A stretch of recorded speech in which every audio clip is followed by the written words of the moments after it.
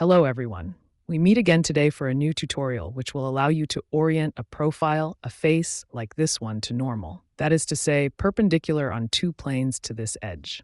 So why? You have noticed that if we use the Follow Me on a Path tool, we see that the starting profile is completely distorted. Quite simply because it was not normal to the trajectory. Why is the profile deformed? So I go back, and I will explain to you why it is deformed. I'm going to go transparent. In fact, SKETCHUP, to carry out trajectory tracking, is normal to the edge. It actually goes like this. And this is the profile that appears in SKETCHUP, and that's what it's going to push along our trajectory. To avoid this deformation, we only have one solution, which is to position the profile normal to the edge, which serves as the trajectory. This is what we will see right away. First, I present to you some tutorials that might interest you. In the first, I explain how to model a spiral in less than 40 seconds.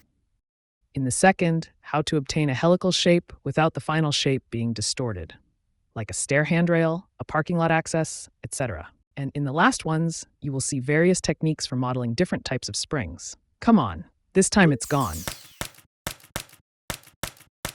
To begin, it is necessary to modify the orientation of the axes, blue, green, and red. So for that, I take the axis tool. I put here at the intersection and I click once. Then I stand on the edge a second time, a third time. Here I have oriented my new axes. Now I have to rotate my profile according to the three planes. So the first rotation that we're going to do is in this direction. We will rotate along the red axis. Double click, I take the rotate tool. I'm going to block right arrow on the red plane. I click here.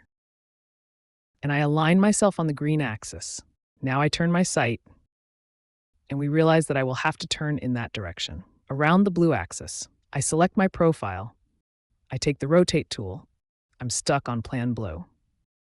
From here, on the green axis, we now see that I have to rotate around the green axis. This is the last shot. Pivot on the green axis from this edge on the blue axis. This time I oriented my profile well to the normal of my edge. If I select my trajectory, I take the Follow Me tool.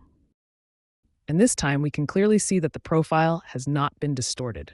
I could very well have right-clicked here and reset the axes before doing the Follow Me. It wouldn't have changed anything. This tutorial is finished. I hope you found it interesting. See you for the next tutorial. Thank you, and see you soon.